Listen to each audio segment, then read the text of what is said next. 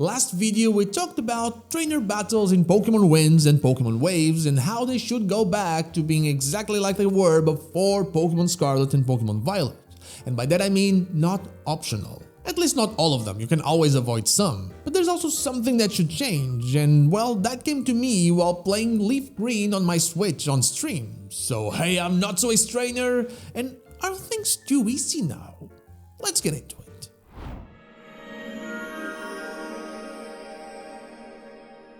I've often said that Pokemon isn't easier now, it is just less grindy. With the experience share being global and you getting experience from catching Pokemon, well, it just means that you spend less time having to match or surpass the trainers or gym leaders or even the Pokemon League's levels. That gives you a feeling that things are easier now because the challenge isn't in how hard it is to beat the trainers, but actually on how much more quicker you can get to that point.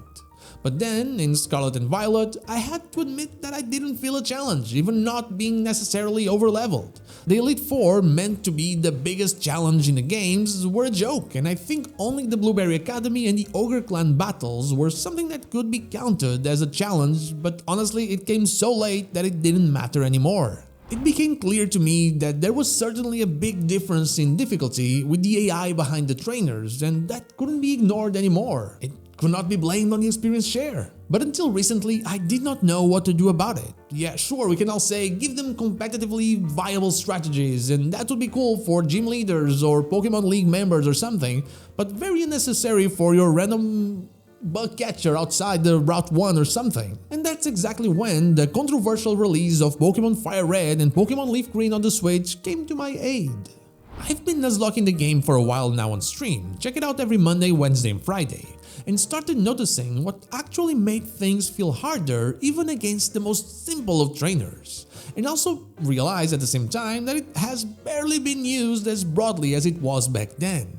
And I'm talking about special conditions.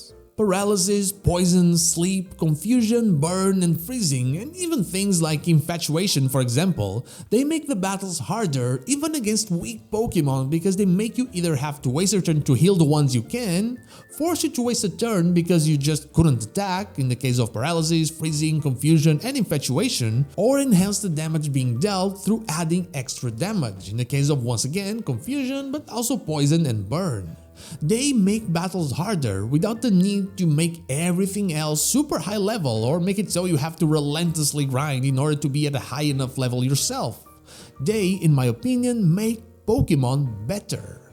I know that nowadays it is very easy for you to heal your Pokemon because there are Pokemon centers everywhere. You don't even have to go to a city or a town to do that. Or you can even swap your Pokemon without having to go to a PC, but that's also why I think trainer battles shouldn't be optional. If that happened, you could get to a point where you run out of healing items or just run out of good enough Pokemon to swap into your team. I really hope that Winds and Waves goes back to the roots when it comes to Pokemon battles. I think none of us believe that the battle system for the Gen 10 games is going to be the action one from Pokemon Legends ZA, meaning that turn-based will once again, and for good reason, continue to be the way going forward. So that's not what I mean when I say roots. I mean battles that you have to actually battle, be it through trainers that face you when they spot you, or be it by Pokemon that chase you and don't let you flee easily. And I hope that both trainers and Pokemon make use of special conditions in a way that would make Pokemon Fire Red and Leaf Green proud. I mean, you have so many abilities, so many new moves, so many things that can make a battle harder without actually raising the levels too much. It's just the perfect way to make a Pokemon game feel like a challenge without having to rely on pseudo VGC strategies for the trainers that should not be using them, the ones that you face along the way, not the gyms and not the league. After all, special conditions could easily be seen as a defense mechanic. When the opponent is stronger than you, you use those to defend yourself. And nowadays, when is your opponent stronger than you in a Pokemon game? You're always going to be the highest level. But what about you? Do you believe that special conditions or using them like they used back in the day could really make a difference in the battles of Pokemon Winds and Pokemon Waves? Let me know down below. And now, that is all I have for you today. Thank you so much for watching, and I'll see you all on the next one. But before I go, I want to thank my YouTube members Good Old Deo, Sean Speaks and Dash Plays, and my Twitch subscribers Anubis Here, Zanes222, Lazarix, The Dr. Joe and Teixeira23 for going that extra mile. Thank you so much for all of your support.